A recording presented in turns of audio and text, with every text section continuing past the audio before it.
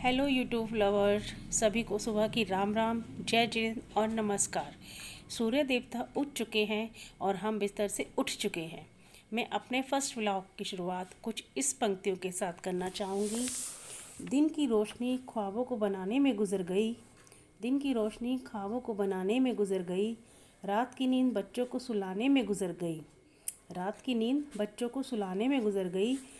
जिस घर में तेरे नाम की तख्ती भी नहीं, सारी उम्र उस घर को सजाने में गुजर गई। तो फ्रेंड्स, इस पंक्तियों के साथ मैं अपने व्लॉग की फर्स्ट व्लॉग की शुरुआत करती हूँ। वैसे तो मेरी कोई ख़ास पहचान नहीं है, पर मेरे माँ बाप ने मेरा नाम रखा था अनीता।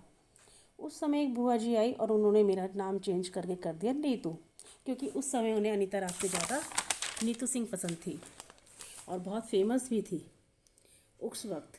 उनकी नाम की वजह से पूरी ज़िंदगी मुझे मेरे क्लासमेट मुझे नीतू जैन की जगह नीतू सिंह बुलाते रहे।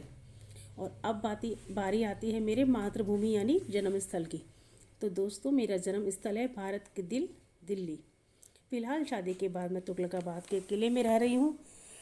अरे, तुगलकाबाद के किले में नहीं, उसके पास तुगलकाबाद गाँव में रह रही हूँ।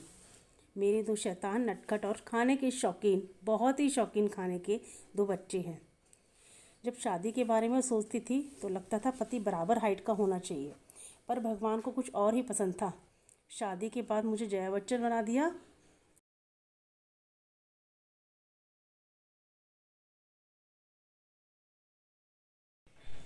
तो लो जी, बैंड बाजा भी आ गया शादी के लिए।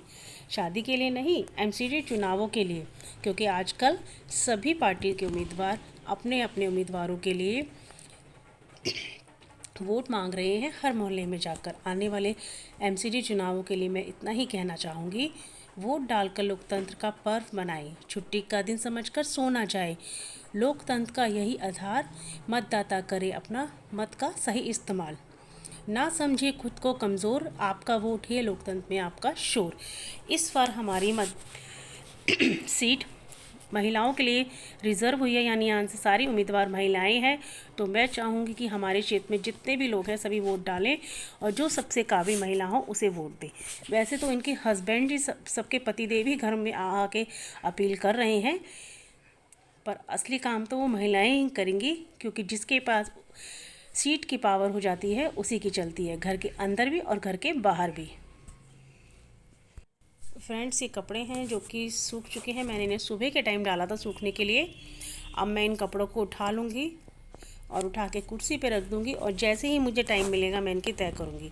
यहाँ आसपास काफ़ी मकान बन रहे हैं, जिसके कारण इन पर बहुत मिट्टी हो जाती है और मुझे झाड़ झाड़ के उठाना पड़ता है। तो फ्रेंड्स, बैंड बाजा बारात आने से पहले मैं आपको अपने बारे में बता रही थी। तो मैं एक हाउसवाइफ हूँ, साथ में ही मैं घर से सूट और दुपट्टा बेचती हूँ, साड़ी बेचती हूँ, और साथ में ही मैं ऑनलाइन ऑर्डर्स भी लेती हूँ, जिनको मैं जो भी एक दिन में ऑर्डर आते हैं मैं उन्हें अगले दिन डिस्पैच कर देती हूँ।